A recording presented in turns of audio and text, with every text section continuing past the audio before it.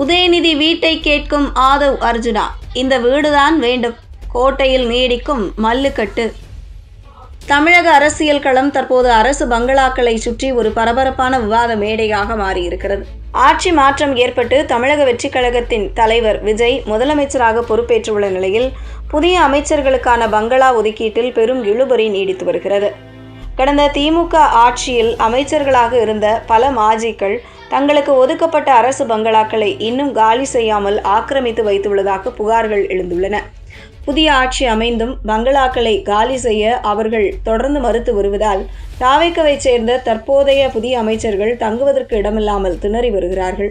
இதன் காரணமாக அவர்கள் தற்காலிகமாக அரசின் விருந்தினர் மாளிகையில் உள்ள அறைகளில் தங்கி அரசு பணிகளை கவனித்து வரும் சூழல் ஏற்பட்டுள்ளது.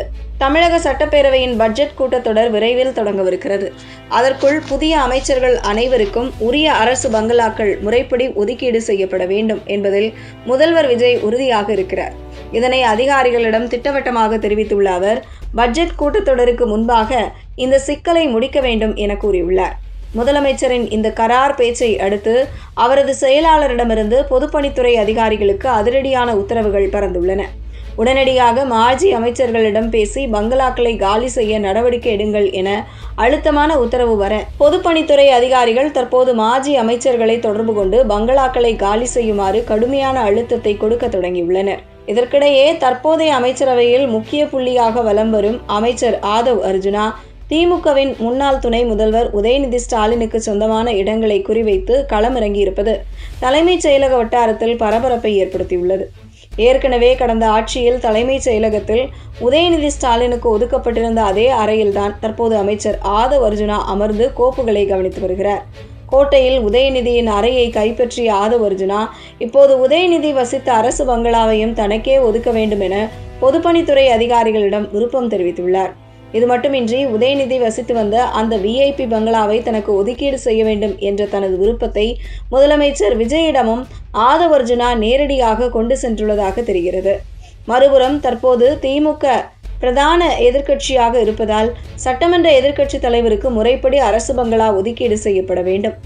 அந்த அடிப்படையில் தான் இதுவரை வசித்து வந்த அதே குறிஞ்சி இல்லத்தையே மீண்டும் தனக்கு ஒதுக்கீடு செய்ய வேண்டும் என தன்னை அணுகிய அதிகாரிகளிடம் உதயநிதி ஸ்டாலின் பிடிவாதமாக வலியுறுத்தியுள்ளார்.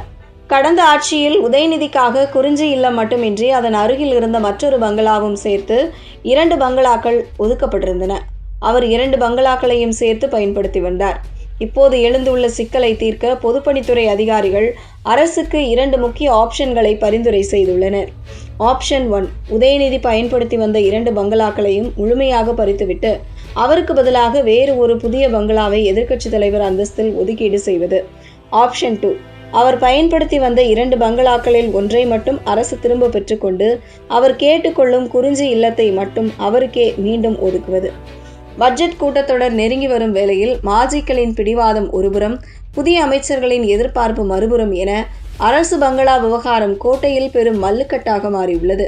முதல்வர் விஜய் இதில் என்ன இறுதி முடிவு எடுக்கப் போகிறார் என்பதை பொறுத்திருந்துதான் பார்க்க வேண்டும்.